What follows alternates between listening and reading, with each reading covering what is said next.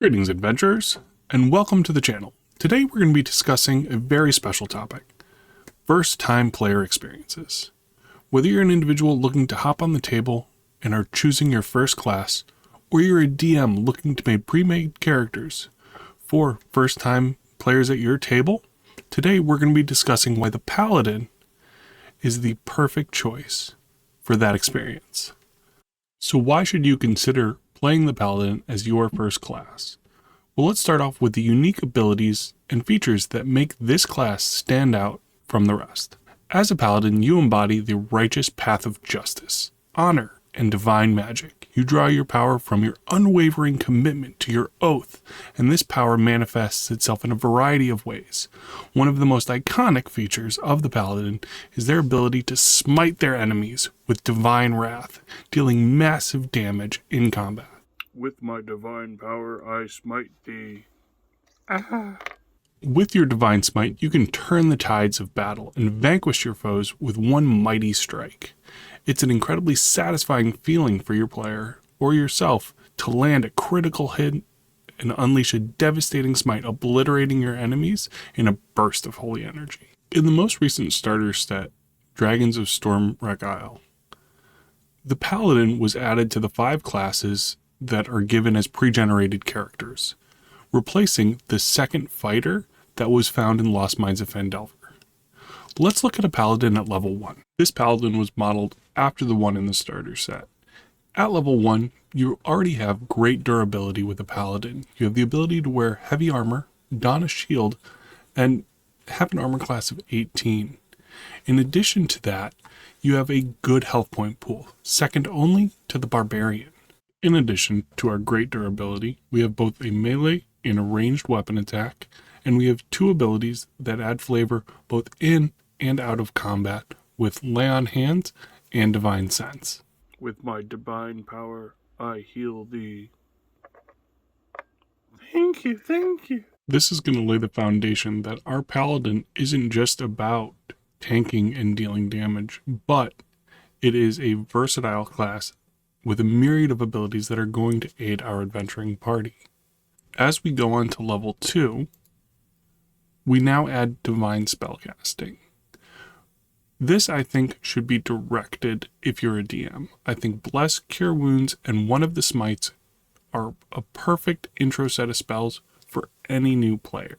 You have something to heal, something to buff, and something to deal massive damage. Even if you are choosing your own spells as a player, or as a DM you want to allow your player to choose their own spells, the Paladin spell list is much more succinct than other spell lists, allowing a much better experience overall choosing these spells. Now, spellcasting is often completely second to the Paladin's bread and butter ability, and that is Divine Smite. When you hit with a melee weapon attack, you can expend 1 spell slot to deal additional 2d8 extra radiant damage, plus 1d8 for each spell level higher than first. You also get an additional d8 against undead, which are very common at lower levels, and fiends. So let's do some quick math. You have Divine Smite, that's 2d8. Plus you have your weapon attack, which is going to be a d8. And now if you have Thunder Smite up, that's going to be 2 more d6. So you have 5 dice that you are rolling for damage on this ability. Double that if you crit. It is going to obliterate anything at lower levels, and that is an amazing feeling for any player to have, especially a new player.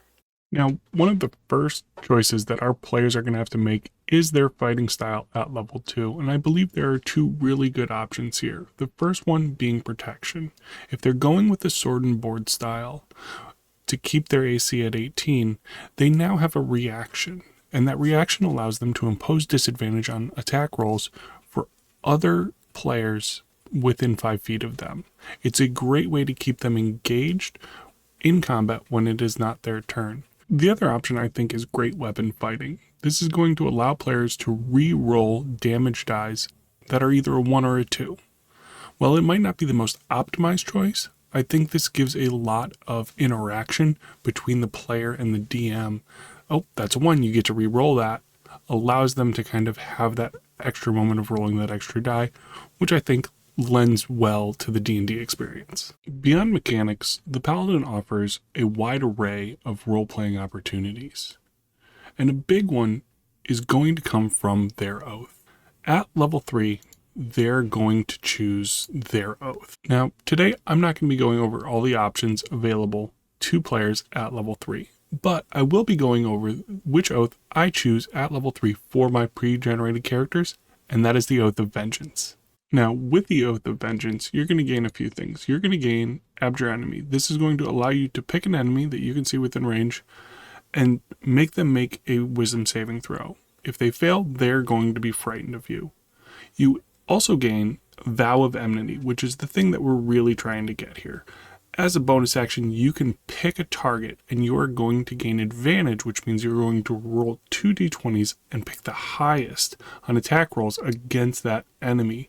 More d20s, more crits, more wicked powerful attacks. In addition to that, you're also going to gain 2 spells, Bane and Hunter's Mark. Bane is going to be very similar to Bless, just kind of in reverse, so they're already going to have some experience with this. And then Hunter's Mark is going to give them a cool bonus action that they're able to use to put on targets and get more dice to roll for damage. So let's recap. We have our Paladin. It offers us a great blend of durability, combat prowess, divine magic, and immersive role-playing opportunities. We have actions, bonus actions, and reactions that allow us to smite evil, heal wounds, and uphold our oath.